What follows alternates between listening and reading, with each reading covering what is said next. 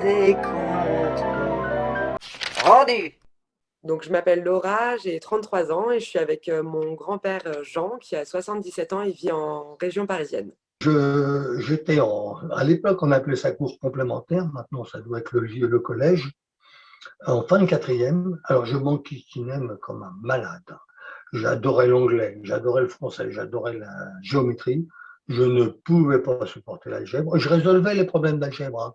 Il y a une logique, il y a, comment dire, une méthode. Je résolvais. Je résolvais les problèmes de chimie, mais c'était sans passion, franchement. La géométrie me plaisait beaucoup. Et puis, j'ai un proche, en fin de quatrième, qui m'a pris à la sortie, à la fin de l'année scolaire. Et je vais dire les choses comme elles ont été dites. Alors, c'était un gars sensationnel, ce prof-là. Je le bénis encore, hein. Il me dit, Grolera, tu t'emmerdes ici. Va dans le technique. Tu as 13 ans.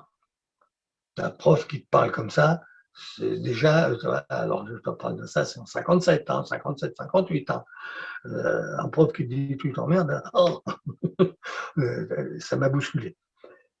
Et j'avais des parents, bon, mon père d'origine italienne, pas illettré, très intelligent, mais avec une culture italienne et comment dire, il connaissait le français, Mado arrive à le comprendre, mais difficilement parce qu'il avait un accent très fort et il connaissait le français, il parlait français, mais enfin, il n'avait pas non plus une instruction exceptionnelle. Et ma mère, pas du tout. Ma mère savait lire, écrire. Donc j'étais aidé par personne, par rien, et conseillé pas du tout. Donc je suis allé voir un voisin en disant, ben voilà, et il m'a dit, oh oui, va, Beson, demande à faire fraiseur et tout ça. Je ne savais même pas ce qu'était ce métier de fraiseur. Donc aujourd'hui, alors mes parents, parce qu'ils étaient ignorants, oui, m'ont pas dit oui, m'ont pas dit non. J'étais content que je prouve quelque chose. Sans ça, ils m'auraient envoyé à l'usine, hein. Mon frère est parti à l'usine à 14 ans, hein. Donc, bon, oui, vas-y, comme ça. Ils étaient ni fiers ni contrariés. Aujourd'hui, malheureusement, que ce soit les profs, que ce soit la société, en gros, ils disent aux jeunes, va dans le technique, t'es bon à rien. Alors ça motive beaucoup les jeunes. Un mec à qui on a dit oh ben t'es bon à rien, toi tu seras fraiseur. Alors déjà aujourd'hui, moi, ça m'agresse parce que j'estime que c'est quand même j'avais une fierté de pratiquer un métier, hein, et de le pratiquer bien. Aujourd'hui, c'est une honte.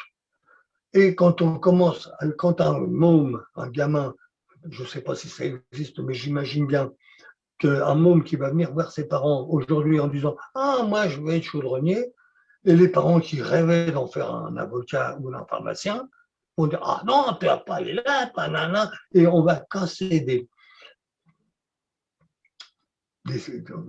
carrières, je ne sais pas. Mais presque on peut casser des vocations parce que ah non, il faut quand même que mon fils, quoi, il va sentir l'huile. Ah là là, un manuel. J'arrêtais pas de dire, mais n'oubliez pas que mes mains elles bougent grâce à ma tête, hein.